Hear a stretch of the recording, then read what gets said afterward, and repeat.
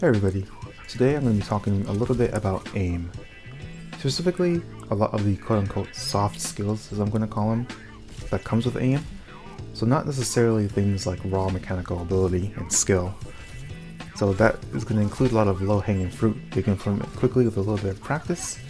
That's things like crosshair placement, reading animations, predicting movement, pre-aiming corners, things of that nature. You're going to notice all the clips today, they're going to look pretty average, and that's the point. You shouldn't be striving for flashness, in my opinion, especially when you're starting out. We're not trying to be the LeBron James of aim or anything like that. We want to be clean and we want to be efficient. So as a result, none of these clips are really going to wow you by any means. The point of these tricks isn't to become godlike at aiming or anything, since I certainly am not. The point is to bring up the overall floor, skill floor of your aim. Bring up your average aim, if you will.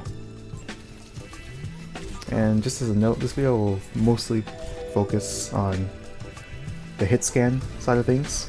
So you're going to see a lot of Ash, a lot of Ana, but these are just general aim tricks. Okay, so the first thing we're going to talk about here is reading character animations, as well as just general crosshair placement. So when it comes to character animations, there are a lot of animations in this game that characters are locked into, if you want to think about it that way, which gives them really predictable movement. The most common one you'll run into is jumping, and in Genji's case, double jumping. When you jump in Overwatch, you have a predictable movement arc. You can't really change that arc, unlike other games. So, if you want to make things easier for yourself, rather than trying to flick all day every day at people who are jumping at you, what you can do to really punish those players is just wait for them to get to the apex of the jump and hit them there. This even applies to Genji, who has that double jump. What you can do is wait for him to get to the apex of his first jump, and then hit him, and then you can hit him again at the apex of his second jump. Next up is crosshair placement. General guidelines for this are, you want to keep your crosshair around head height at all times if you're playing a headshot character. If you're playing a body shot character, you can keep it around center of mass. The point is, you don't want your crosshair to be on the ground all the time.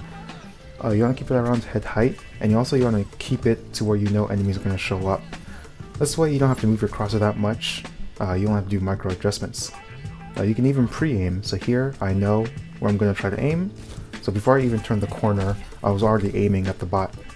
I didn't quite get the kill, but got enough pressure for the cast to finish her off, and with that Genji, again I was just reading the animation. You can use all these tricks together to really punish people who are having bad movement. Silly people like this guy who are running at you in a straight line, you don't want them to get away with that. Another aspect of all this that's a little underrated, goes a little under the radar, is game sense and awareness.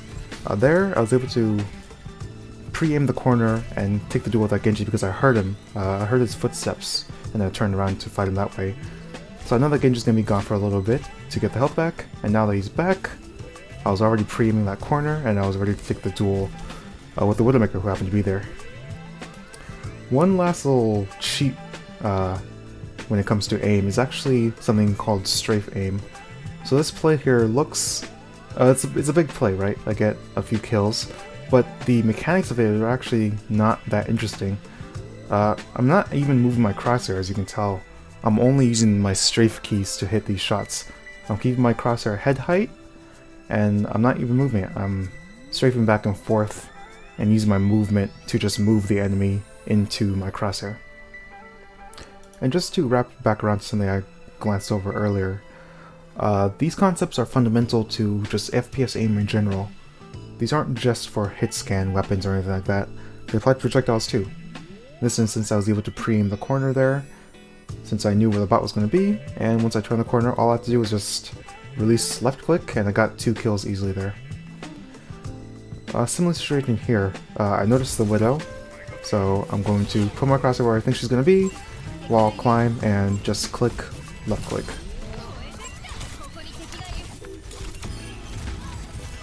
Easy. And to make a quick comment about things like aim trainers, so that's things like Kovacs, custom codes like Vaxta. What I think about them is that they're great.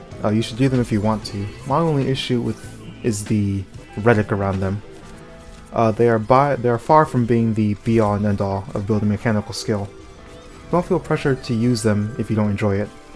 Personally, I've never used any sort of aim training program. I'm someone that just likes to grind the game itself and get better that way, but everyone's different. And remember, the end goal here is to be able to make these cool plays in any situation.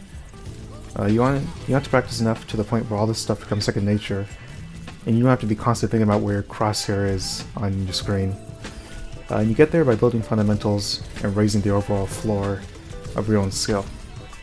And you can do it in a way that's most fun for you. No need to force yourself to do Kovacs or anything like that if you don't want to. Alright, that's all I have for you guys today. Thanks for watching.